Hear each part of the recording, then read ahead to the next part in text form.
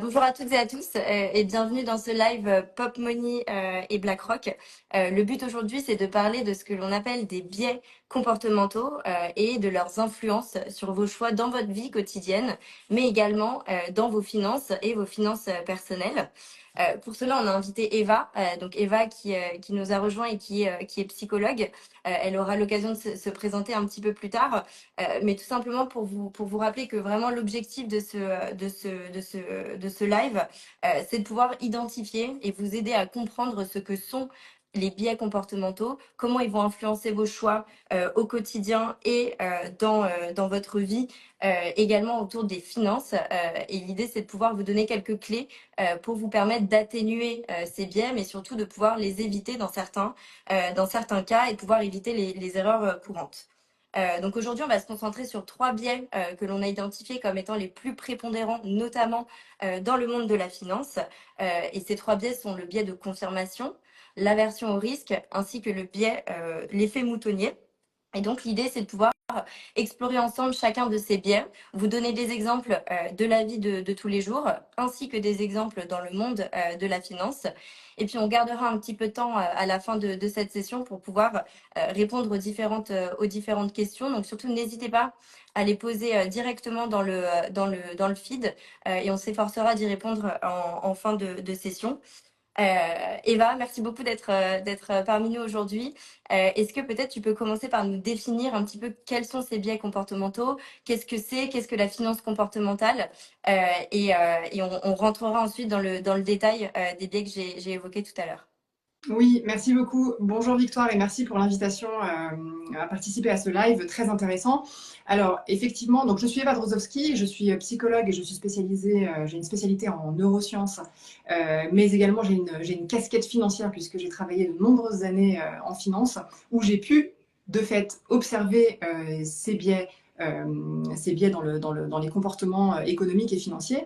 Alors, qu'est-ce qu'un biais? Un biais, c'est une déviation dans le traitement de l'information. En fait, c'est une déviation de la pensée logique et rationnelle par rapport à la réalité. Donc, en fait, un biais comportemental est un biais qui va nous faire agir différemment, qui va nous faire agir de façon non rationnelle, parce qu'en fait, il est empreint de toute notre expérience de vie, de ce que l'on a vécu. C'est en fait notre filtre, c'est le filtre qui résulte de notre expérience de vie, de nos croyances, de nos convictions, mais aussi de nos blocages. Et tout ça, c'est le résultat de l'expérience que l'on acquiert au fil de la vie. Et donc, de ce fait, les biais sont le reflet de notre subjectivité. Et cette subjectivité, évidemment, eh bien, elle s'applique en finance d'autant plus, et c'est d'autant plus important, et ça peut être d'autant plus dangereux, puisque ces biais peuvent nous faire prendre des décisions complètement irrationnelles, émotionnelles, et nous faire aller vers de grandes pertes. Ok, très clair. Merci beaucoup pour cet état des lieux. Il faut savoir effectivement que la finance comportementale, c'est comme une science en fait qui a aussi été beaucoup étudiée par de nombreux économistes. Il y a eu pas mal de prix Nobel aussi qui ont été décernés justement sur ce sujet-là. Et tu fais bien de le rappeler, c'est vraiment quelque chose de très important lorsqu'on parle d'investissement notamment financier, puisque ça peut, comme tu le disais, nous faire prendre des décisions irrationnelles. Si on regarde maintenant les trois biais qu'on a évoqués tout à l'heure, et on se focalise peut-être sur le biais de confirmation dans un premier temps.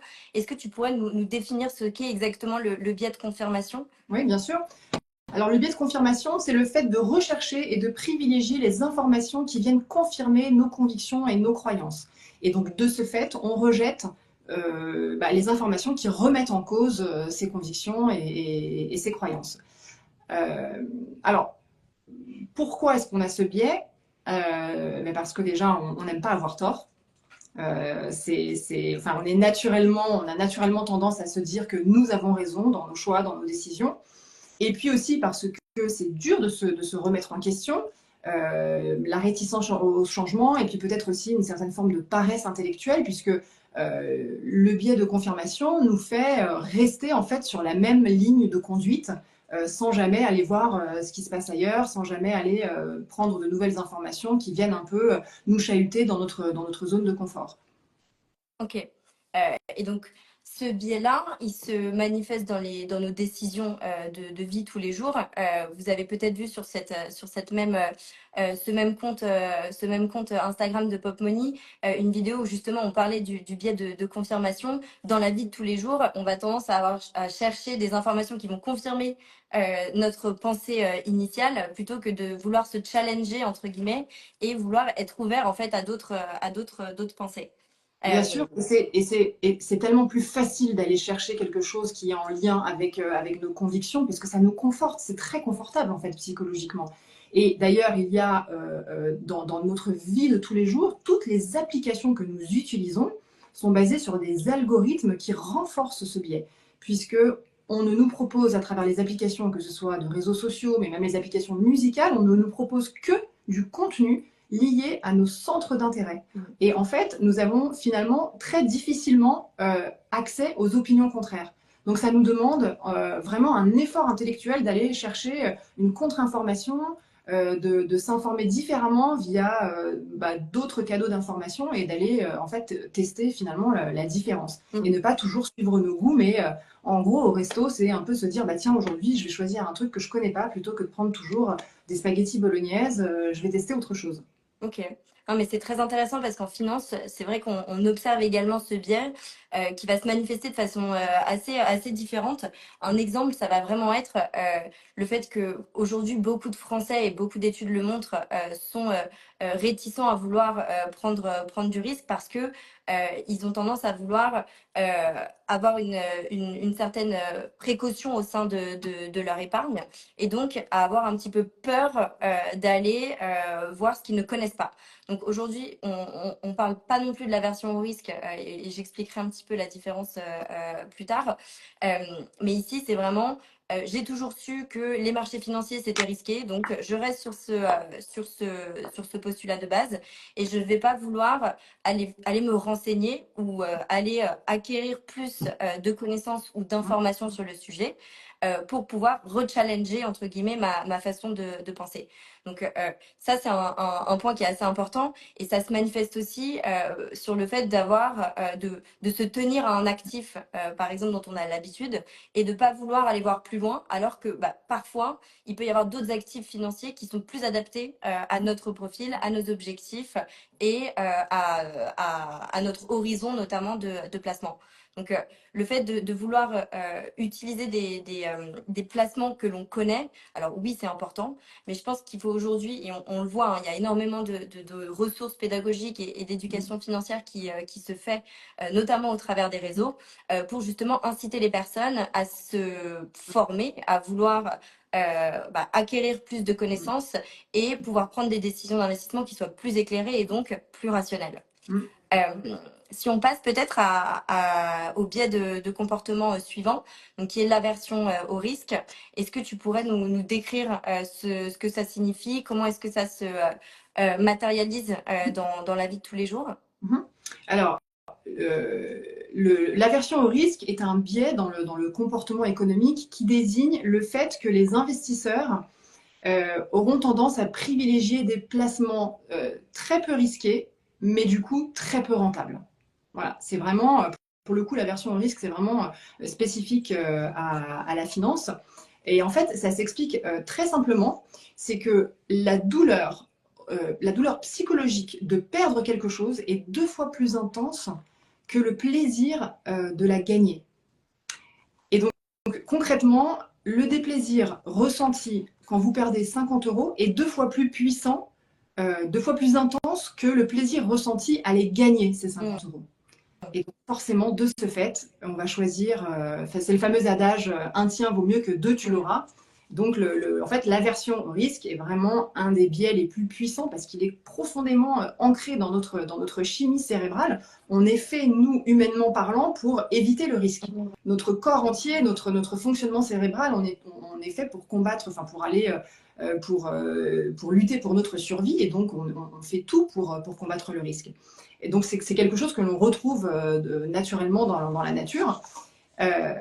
Et si vous voulez un petit exemple très simple pour savoir si vous êtes plutôt averse au risque ou pas, c'est, je vous donne un exemple. Est-ce que si je vous donne, est-ce que Quelle option choisissez-vous? Je vous donne 50 euros maintenant, ou alors on joue à pile ou face et vous avez une chance sur deux de gagner 100 euros. Quelle option choisissez-vous? Eh bien, la grande majorité des personnes va choisir l'option numéro 1. Elle préfère avoir 50 euros tout de suite plutôt que de choisir la chance de gagner 100 euros. Mm. Parce que c'est pas, on ne les perd pas, ces 100 euros. Enfin, on ne perd ni 100 ni 50. Enfin, vous avez juste d'un côté 50 euros, vous êtes sûr de les avoir, et de l'autre, vous avez une chance sur deux de gagner 100. Donc on voit bien que l'opportunité de la deuxième option est quand même beaucoup plus intéressante, mais pour autant, la grande majorité des personnes va choisir l'option numéro 1. Mm. Alors que techniquement, d'un point de vue probabilité, on a autant de probabilité. Enfin, c'est la même chose. Mathématiquement, il n'y a pas de Oui, différence entre les deux options. en Et du effet. coup, c'est vraiment ce biais qui fait que on a tendance à vouloir privilégier une option moins risquée. C'est le fameux, comme tu le disais, hein, un tien vaut mieux que deux tu l'auras. Et c'est vrai que ça se manifeste aussi d'un point de vue financier. On parlait tout à l'heure du fait que les Français et les Françaises sont généralement moins enclins à prendre du risque pour leur placement. Aujourd'hui, si on regarde d'un point de vue complètement rationnel, si on a aujourd'hui la surface financière, qu'on s'est déjà constitué une épargne de précaution et qu'on a un horizon de placement qui est relativement long, on peut tout à fait se laisser, enfin en tout cas, se laisser investir dans d'autres actifs financiers que les produits entre guillemets garantis en capital et les livrets, etc. Mais c'est vrai qu'on a du mal à sauter le pas parce qu'on sait que c'est risqué. Donc effectivement, il y a toujours une sorte de risque de perte en capital quand on investit sur les marchés financiers.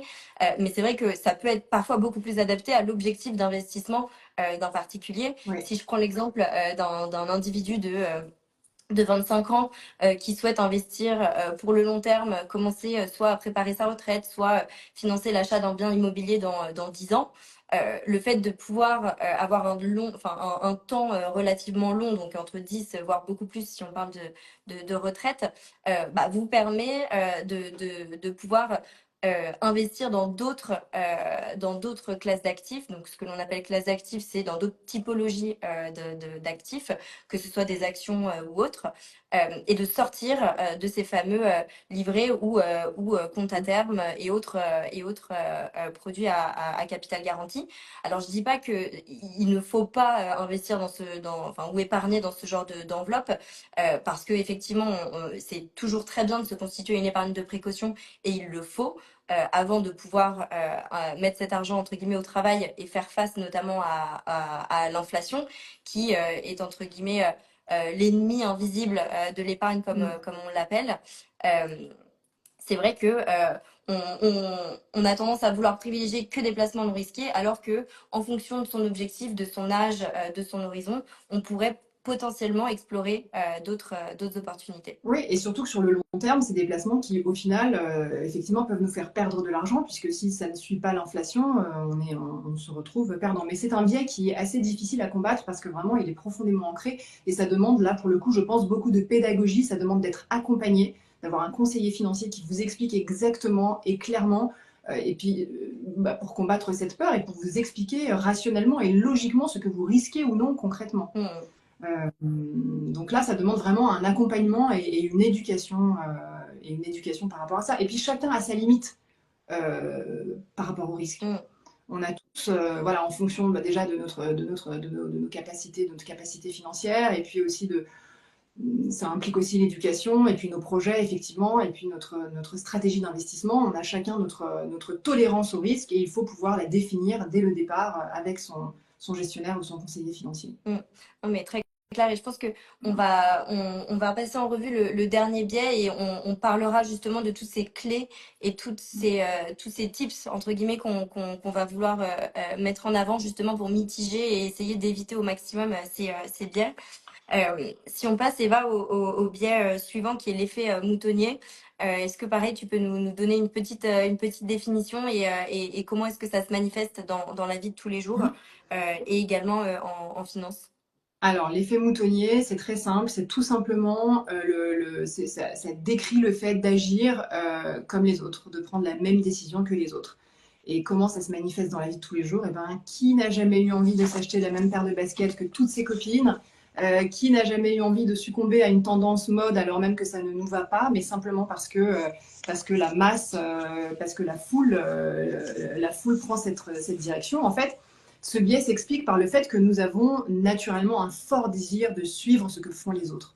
On est naturellement fait pour vivre en groupe et donc la pensée, enfin ce que pense le groupe, ce que pense la masse, ce que pense le plus grand nombre de personnes, on le prend comme vérité. Ce qui n'est pas toujours vrai. Et notamment en finance, j'avais entendu cette citation qui disait en finance, souvent en finance, la foule court dans la mauvaise direction. C'est intéressant. Mais en tout cas, voilà, c'est profondément enraciné dans notre tendance humaine à vouloir s'intégrer aux gens qui nous entourent. Pardon. Nous sommes spontanément faits pour nous intégrer au groupe plutôt qu'à nous exclure de ce groupe. Et puis, c'est aussi un phénomène, l'effet moutonnier, où en fait, finalement, quand on n'est pas sûr de nos choix, quand on doute peut-être de nos capacités d'analyse ou quand on manque de confiance, c'est beaucoup plus facile de suivre une tendance, de suivre la foule, que de se dire, bah non, moi j'ai une conviction, je vais la suivre, j'ai une analyse et c'est celle-ci et je ne vais pas déroger à la règle. Donc en fait, ça demande un effort psychologique de faire différemment, d'être un outsider. Et la foule est beaucoup plus rassurante. Enfin, l'effet moutonnier, le fait de faire comme les autres, eh bien, c'est très confortable. Voilà, c'est physiquement et émotionnellement confortable. Ça va dans le sens de notre instinct, qui est, comme je le disais tout à l'heure, de nous intégrer, d'être avec les autres plutôt que de se mettre à l'écart et de penser différemment.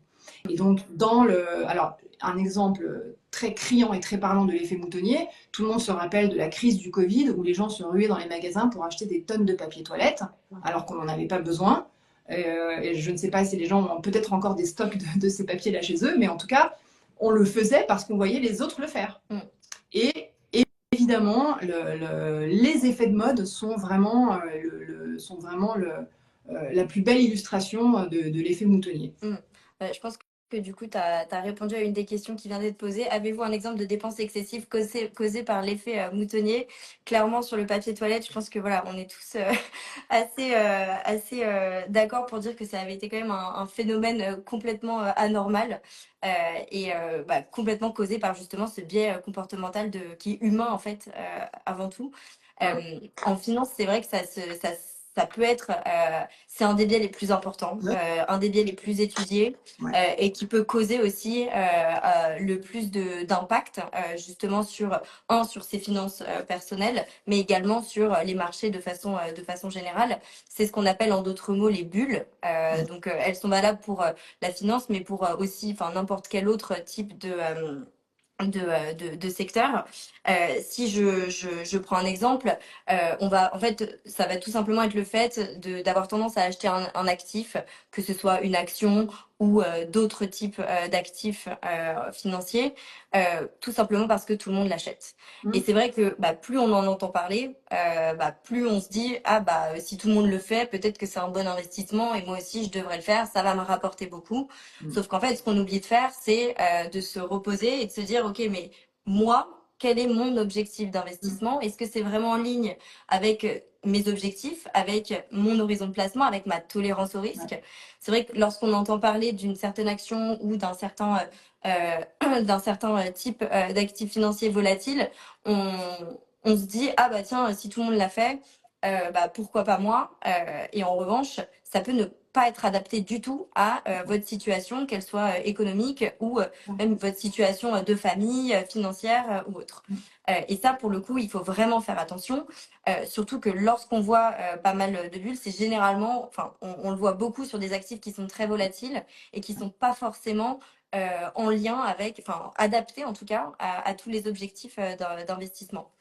Euh, Ça, c'est typiquement une décision qui peut être prise de façon généralement un peu impulsive en se disant oh c'est bon, si tout le monde l'a fait, je le fais. Mais c'est vraiment irrationnel. Et ce qui est très important, et tu le mentionnais, c'est de se reposer et de se demander si c'est vraiment en lien avec ses objectifs et si on est prêt à pouvoir endurer la potentielle perte que ça peut engendrer. Ouais. On a vu les trois biais dont on voulait parler aujourd'hui, qui sont les plus courants dans la partie vraiment finance comportementale. Je les rappelle, donc c'est le biais de confirmation, l'aversion aux pertes, enfin l'aversion au risque, et l'effet moutonnier. Maintenant qu'on a énoncé ces biais, comment est-ce qu'ils se matérialisaient et dans la vie quotidienne et dans nos décisions financières? Qu'est-ce que tu suggérerais? Quelles sont un petit peu les clés que tu peux apporter en tant que psychologue pour limiter ces biais-là et faire en sorte que notre audience puisse prendre conscience de ces biais et travailler dessus? Alors, déjà, en avoir conscience, savoir que ces biais existent et je pense que chacun de nous, si vous avez suivi ce live, chacun de nous peut se reconnaître dans un de ces biais ou même dans les trois, parce que ce sont les plus courants, ce sont les plus importants, mais les plus répandus aussi. Donc déjà, être informé, savoir que ça existe et peut-être que les gens qui nous ont regardés et qui se disaient, ah mais en fait, ok, je comprends maintenant ce comportement ou ce côté émotionnel que je peux avoir en investissant, en fait, je comprends que j'ai ce biais-là. L'information déjà, donc avoir conscience de nos biais. Et puis, je dirais que pour les trois biais, en fait, il faut prendre du recul, ne jamais investir sur une émotion.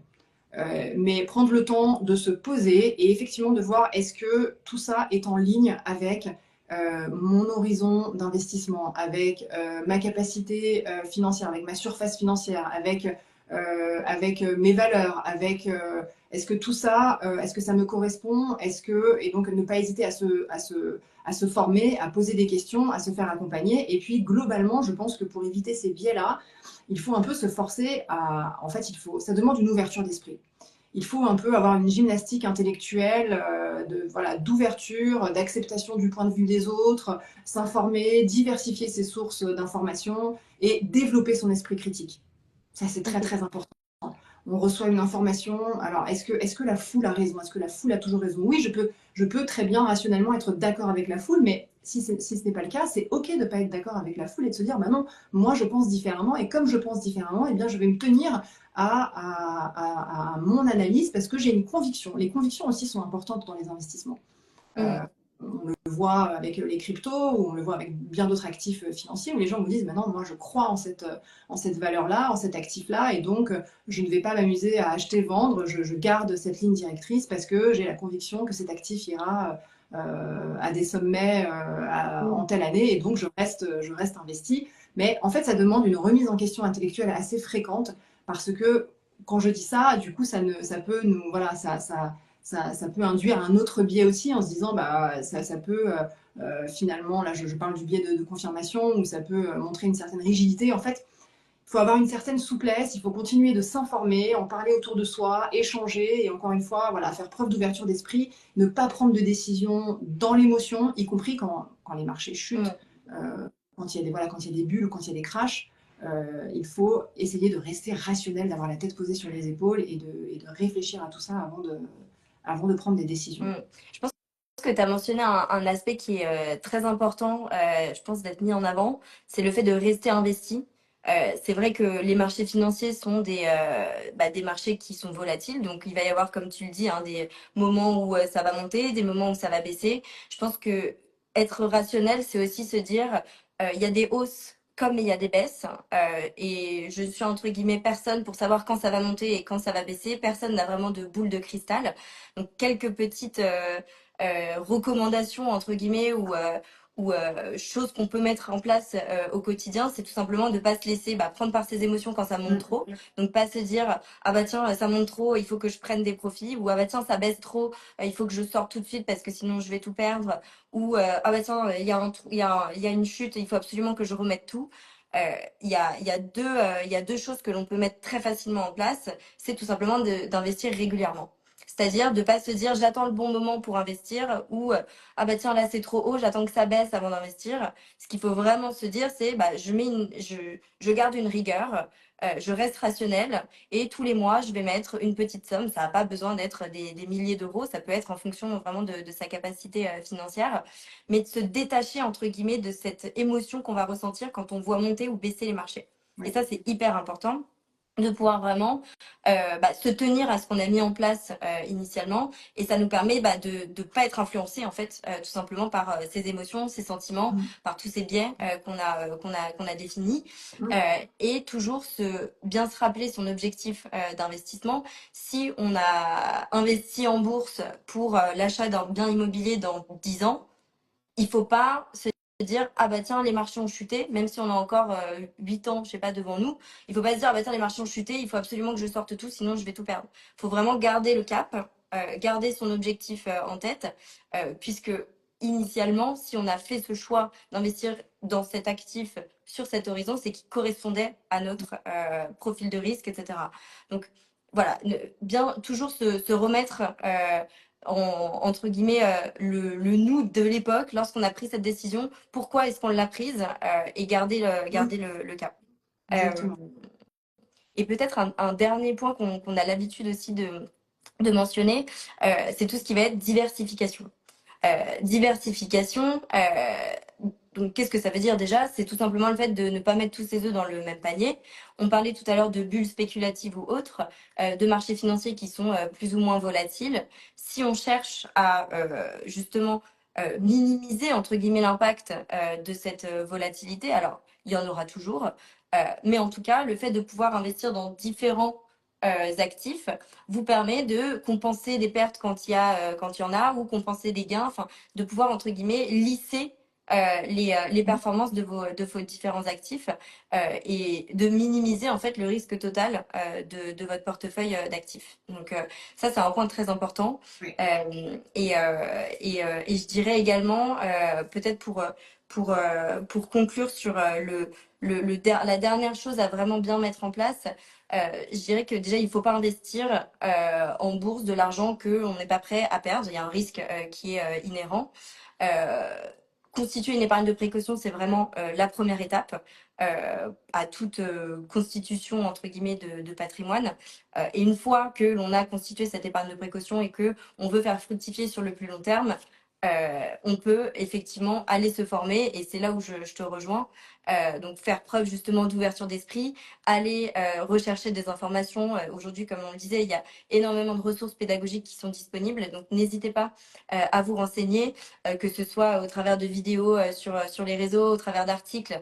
Il y a vraiment pas mal de choses à disposition, et c'est vraiment cette ouverture d'esprit qui va vous permettre de comprendre déjà quels sont les différents actifs qui sont disponibles, qu'est-ce qui est plus ou moins fait pour vous en fonction, encore une fois, de votre surface financière, de votre Mm. horizon et de vos objectifs. Euh, Oui, absolument. Peut-être pour conclure, alors il y a quelques questions Mm. qui sont arrivées sur le feed. Je vais les regarder Ouais. rapidement. Euh, alors, donc la dépense excessive causée par l'effet moutonnier, on l'a déjà vu. Euh, alors peut-être pour toi, celle-ci, Eva, quel conseil donneriez-vous pour éviter le biais de confirmation lors d'un achat en ligne? Alors, analyser son achat. Le biais de confirmation va faire que finalement, encore une fois, on va aller peut-être vers quelque chose que l'on connaît. Mais est-ce que cette chose-là, est-ce qu'elle correspond toujours à nos besoins? Généralement, quand on a des convictions assez fortes, enfin, ça peut être historique, c'est-à-dire qu'on a toujours acheté cette marque, par exemple, et sans jamais remettre en cause, alors je sais pas, l'aspect écologique ou l'aspect est-ce que les tissus employés sont bons, est-ce que ça me... En fait, il y a tout simplement, il y a tellement d'alternatives aujourd'hui, c'est essayer de voir ce que fait le concurrent, est-ce que c'est mieux, est-ce que ça me correspond mieux. Donc pour éviter le biais de confirmation dans un achat en ligne, c'est n'achetez pas tout de suite. Comme on dit, regardez votre achat et dormez dessus, et puis demain, le lendemain, si vous en avez encore envie, eh bien ok, mais essayez de vous informer sur le produit que vous achetez. Est-ce que ça vous correspond? Est-ce que voilà, est-ce que la façon dont est fait ce produit, est-ce que, je ne sais pas, est-ce qu'il y a des risques santé ou pas? Est-ce qu'il n'y a pas un concurrent qui fait mieux, avec de meilleurs produits, avec peut-être voilà, un aspect, je ne sais pas, écologique, environnemental qui est en ligne avec ce que l'on vit aujourd'hui. Enfin, voilà, il faut tout simplement s'ouvrir aux autres produits et regarder si est-ce que ce produit me correspond encore aujourd'hui, est-ce qu'il me convient, est-ce que ça me va, est-ce que, voilà, est-ce que cet achat est utile. Ok, merci beaucoup. Je regarde les autres questions. Donc, comment définir correctement ses objectifs d'investissement pour ne pas se laisser influencer par la foule? Alors, encore une fois, chaque personne est différente et c'est vraiment important de le rappeler. Chaque personne a une situation qui est différente et il y a vraiment trois questions auxquelles il faut que vous puissiez répondre avant de pouvoir investir. C'est effectivement quel est mon objectif d'investissement, quel est mon horizon de placement et quel est mon profil de risque. À quel point est-ce que je suis prêt à subir la volatilité des marchés financiers. Pour revenir sur cette première question, ce premier pilier qui est comment est-ce qu'on définit ses objectifs d'investissement, tu le mentionnais tout à l'heure Eva, je pense que pour une certaine partie de la population, il y a un besoin de se faire accompagner par un expert, donc par un conseiller financier, par un banquier ou quelqu'un qui est en mesure de définir avec nous et de nous faire poser les bonnes questions. Si vous souhaitez prendre en main, entre guillemets, en tout cas pour le début, votre avenir financier et réfléchir à ses objectifs par vous-même. En fait, il faut simplement, je conseille de réfléchir par projet et donc de pouvoir réfléchir à, en fait, dans quel but de vie je souhaite investir plutôt que de me dire, je veux faire fructifier mon argent sur le long terme. En fait, est-ce que je souhaite payer les études de mes enfants dans 25 ans quand ils seront grands? Est-ce que je souhaite financer ma retraite dans 20 ans, dans 30 ans, pardon. Est-ce que je souhaite acheter ma résidence principale dans 5 ans? Est-ce que je souhaite faire un beau voyage dans 2 ans? En fonction en fait de cet objectif qui est plutôt rationnel et plutôt en lien avec votre vie, vous allez pouvoir déterminer un horizon. Hein. Quand on prépare sa retraite, on n'a pas le même horizon que quand on veut faire un voyage dans 2 ans. Ensuite, une fois que ça c'est fait, que vous sachez, enfin que vous savez entre guillemets pourquoi vous investissez, le but est de savoir donc, de combien d'argent j'ai besoin dans X années pour pouvoir réaliser ce projet-là. Ma retraite, si je veux avoir X euros tous les mois, il faudrait que j'investisse X pour pouvoir générer X. Donc ça, c'est des questions ensuite qui vont un petit peu plus loin.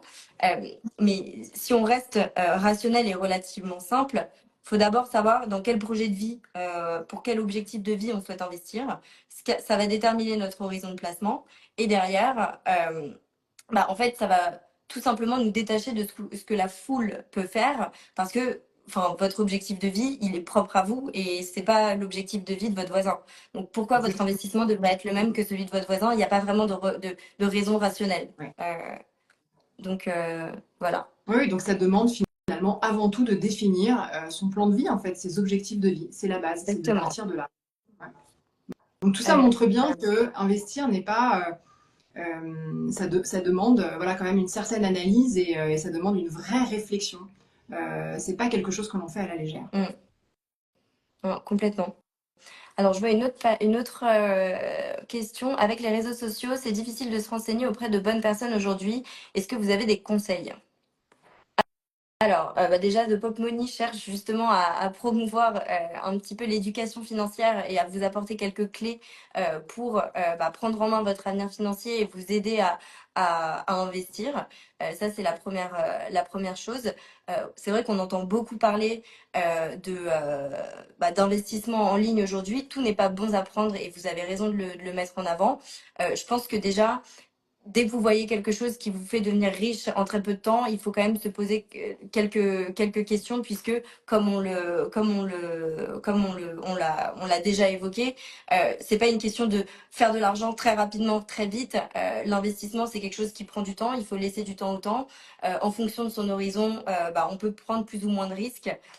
Mais c'est quelque chose qu'il faut vraiment prendre en pleine conscience. Et si on vous propose des rendements exponentiels sur une durée de temps très très peu, très très faible. Généralement, voilà, il faut quand même essayer de questionner ces dires et se renseigner sur d'autres sources pour voir s'il n'y a pas des choses peut-être un peu plus rationnelles qui s'offrent à vous. Je sais pas si de ton côté, Eva, tu as d'autres suggestions. Oui, oui, je rejoins complètement ce que tu dis et surtout qu'on a vu pas mal de personnes être victimes d'arnaques avec des investissements proposant des rendements complètement, beaucoup trop juteux pour être vrai. Alors là, évidemment, il faut en parler autour de soi, il faut se renseigner, il faut regardez la solidité de l'entreprise qui vous propose ça. Enfin voilà, Mm. encore une fois, il faut toujours aller vérifier ses sources et prendre le temps de bien se renseigner. C'est que je viens de penser à un exemple dans la vie de Mm. tous les jours. Vous cherchez à louer un appartement, je sais pas, 50 mètres carrés ou 20 mètres carrés, peu importe.